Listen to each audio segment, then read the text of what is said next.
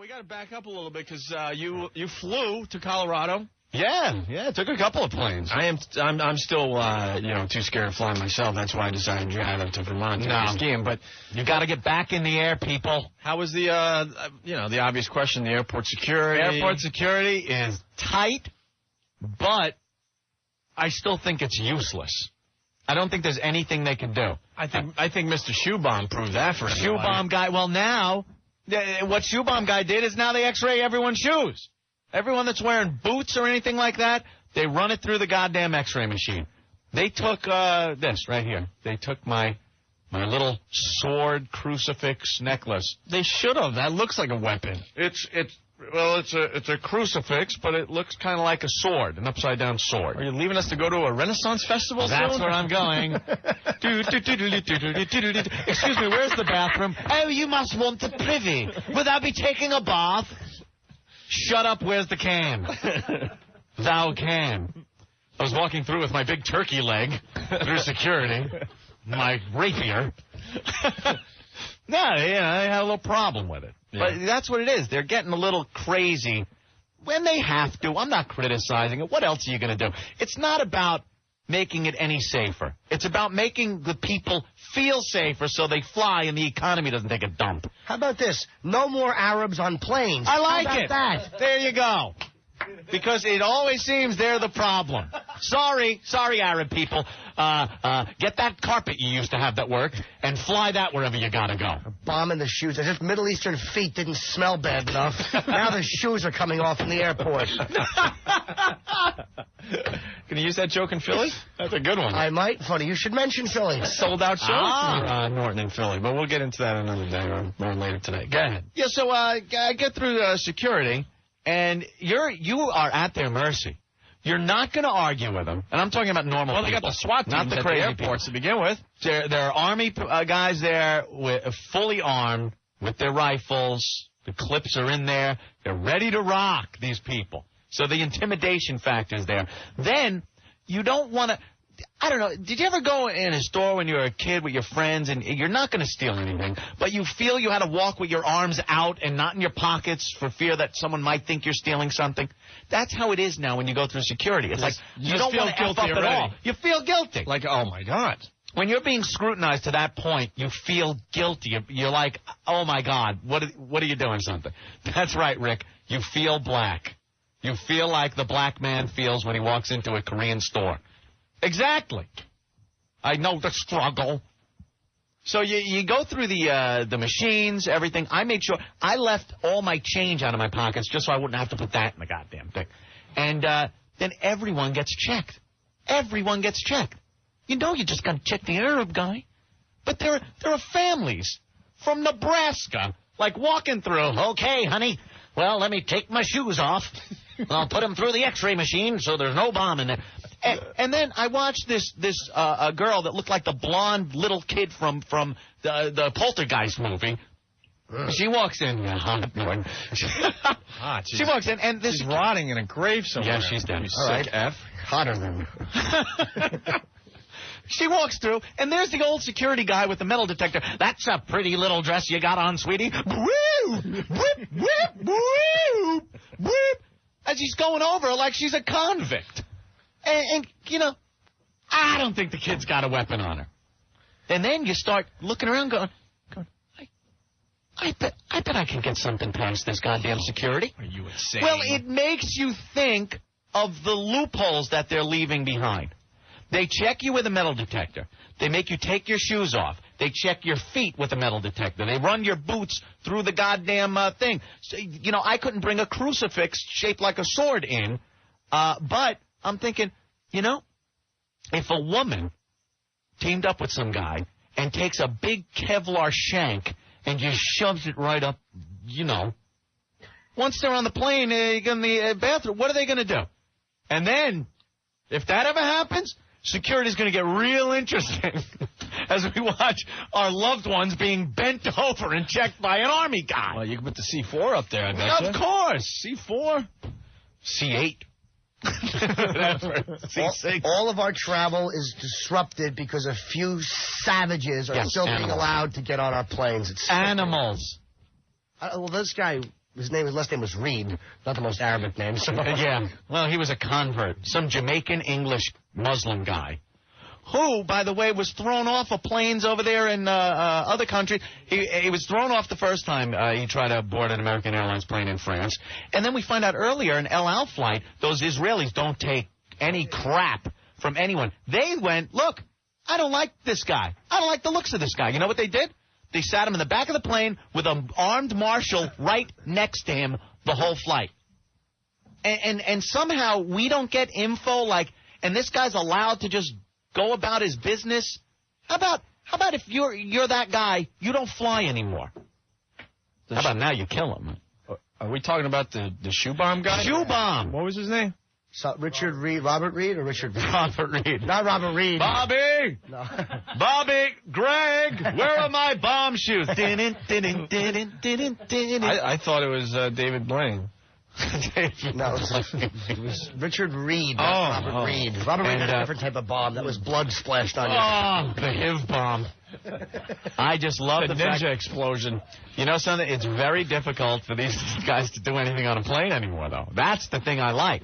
Because when you sit in that seat now, you're flying, you have a job to do now. It's not just going from point A to point B. I'm looking around going, okay, if something happens now, you get a contingency plan going. I'll deck the guy. Because this guy, he was trying to light his shoes on fire. But see, if I was... And my glasses. I know. I have exploding shoes. What I do, I get on the plane, and I pull the fuses out of my shoes, and I explode them so my feet are all over, and I cut people with my broken glasses. But if you were on a flight and you saw a guy trying to light his shoe, you would think he was just nuts. No, not now. See, in I the would just older think days, he was I'd nuts. be a flying waitress, another rum and coke. You know what I mean? Now, though, you got to do something. So when the stewardess is over there trying to do something to the guy, and it gets a little out of hand, and now they ask the passengers, now there's 5 guys get up. This guy was beaten about the head with a fire extinguisher. How mint is that? Right. They should have killed him. How does the guy live after that?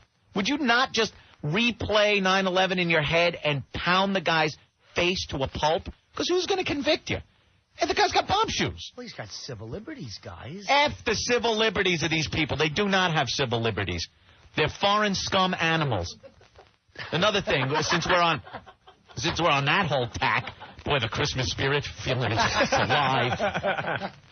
That whole India-Pakistan thing. I know Pakistan's been, kind of helping us. Sort of helping Believe us. me, they have no choice. They're not buddy-buddy with us. This is something we went in and said, look, we need your real estate for some equipment. And you're not going to say no. Don't let anyone be fooled. The Pakistanis don't like us any more than the Afghanis do. Now, India, another people that are living in the Stone Age, Stone Age people with the bomb. Did you watch Beneath the Planet of the Apes? Hello, it doesn't work. They both have the A-bomb. I don't care. I would not care if both these countries blew themselves off the map. They got their crappy little bombs. They just take care of the one area. And then you wait for it to irradiate a little bit, and burn a little bit there, and then we take it over. I got no problem with that. I got no problem with nuclear war over there. India and Pakistan. Animals. Thank you. I don't mind India as much. Why? Because they don't cause problems for America. I mean, they come over, they drive horribly, but they don't commit terrorist acts. I don't have any problem with them. Yeah? Yeah. You don't, huh? No. I thought there was a joke coming. No, not at all. I don't care. I couldn't do a 7-Eleven reference, or I'd have to be shot. Brother Joe wants in. Brother Joe. Hey, what's going on, fellas? Hey. I just figured I'd call in to talk to Anthony for a little while. I hear that there's a new song about the shoe bomb. Oh, look at We're look going at to Joe play and your his song, plug. Joe. Jeez. Look at you. I have to. Come on. There have been so many that I said that everybody knows me for making Patty Duke parodies. We're going to play. Come on, you gotta pump it a little bit. Brother Joe, you got to have faith. Couldn't you tell we were segging into the discussion, and then we were going to seg into the fun song by Brother Joe? Right. I know. That's how we do radio. Leave radio to the I feel professionals. like a dick. Well, yeah. Come on. You know, Joe, there were those Paul McCartney things that, never mind, I'm hanging up. the Opie and Anthony show is not just about plugging our own personal things. All right, Norton. Hey, look, I didn't mention Is that your New Year's resolution? Absolutely. Less plugs on the Opie and Anthony show? But dude, when you mentioned Philly, did I mention that a late show had been added? I certainly didn't. I did not mention it. A late show because the first one sold out. Yeah, it's 18 and over, too, by the way, not 21. Look, we're off the shoe bomb subject, so now we can't play Brother Joe's song because, in radio, everything has to flow nicely with segs and stuff. Look at the King of Corn checking in on from New Jersey. There's nothing like a good old-fashioned Anthony ethnic cleansing rant. Yeah. Yeah, thanks, Hitler. Hey, you know something? Stop it. I'm not being a Hitler. You thought I was saying something else. All I'm saying is there's a whole smorgasbord of people over there that are of the same scummy descent. They just kind of branched off, made some lines in the sand. They're all the same. Why don't they realize it? Get together in your filthiness.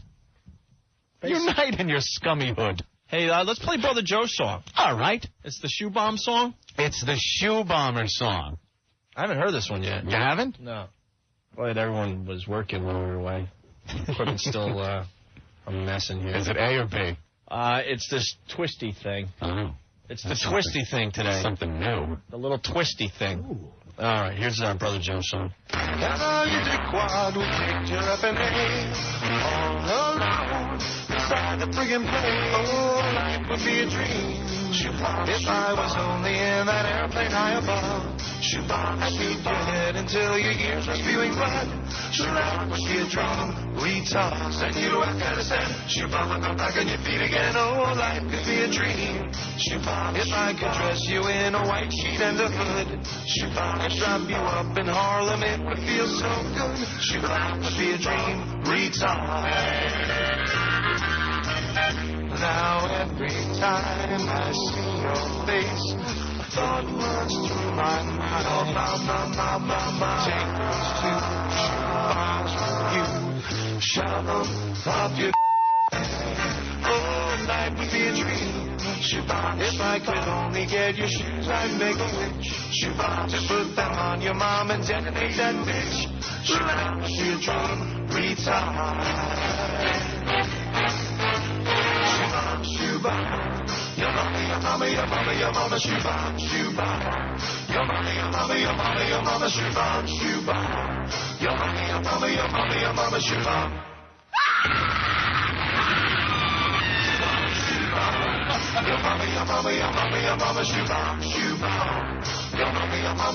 Your mama, shoe bomb. Your mama, shoe bomb.